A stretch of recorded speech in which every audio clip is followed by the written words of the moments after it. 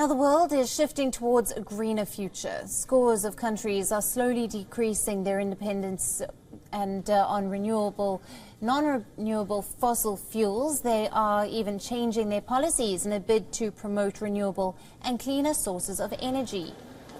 Keeping this in mind, experts have urged the UK to leave the controversial Energy Charter Treaty, a secret court system that enables fossil fuel companies to sue governments for huge sums over policies that could affect future profits.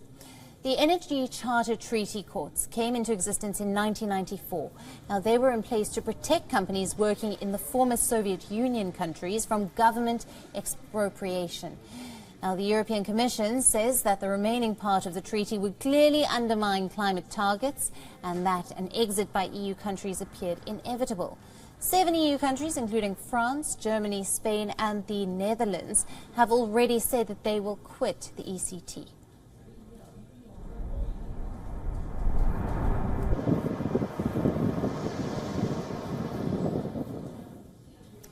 In October, France announced it would withdraw from the ECT, with President Emmanuel Macron saying that the move was coherent with the Paris climate deal. While more than 100 academics have written to the UK government stating continued membership of the ECT will harm the prospects of limiting global warming to 1.5 degrees Celsius, as it will prolong the UK's dependence on fossil fuels and impede the transition to renewable energy. This comes as the UK and Japan are the last large economies not to have said that they will leave the ECT. While on the other hand, the UK has backed modernisation of the treaty, which has 50 member states. The UK government said that the modernised agreement would support the country's right to introduce measures for legitimate public policy objectives, such as back to climate action. However, the European Commission said that given the number of countries quitting individually, renegotiating the treaty did not seem feasible.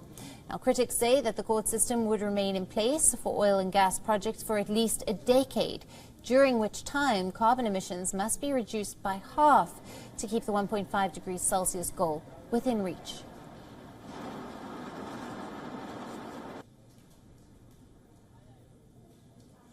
Now, for more on this, we are being joined by our correspondent, Alex Isaac from London. Hello, thanks for joining in, Alex. Now, the main goal of the treaty protects fossil fuel investment. So this treaty clearly undermines the climate targets set out in the Paris Climate Agreement.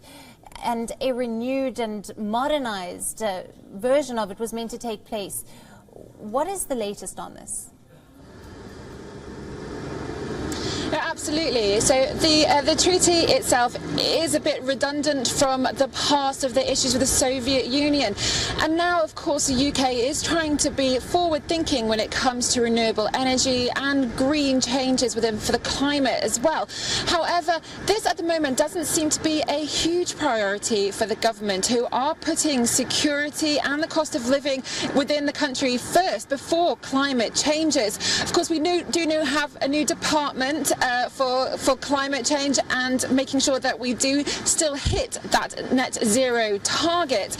But this treaty is one of those parts that people will be questioning. Why hasn't it been changed before now? We have heard over and over again from Boris Johnson's manifesto through to Rishi Sunak's take as well that climate change should be at the forefront and making sure that the companies are trying to do all their best to reduce emissions.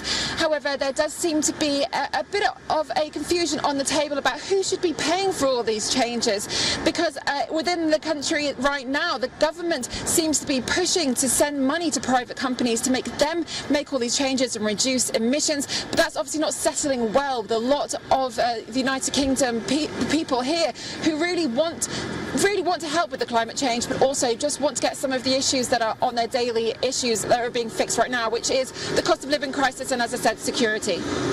Right, and Alex, 100 letters to the UK government by academics to leave this controversial Energy Charter Treaty, which, as you've said, enables fossil fuel companies to sue governments for huge sums.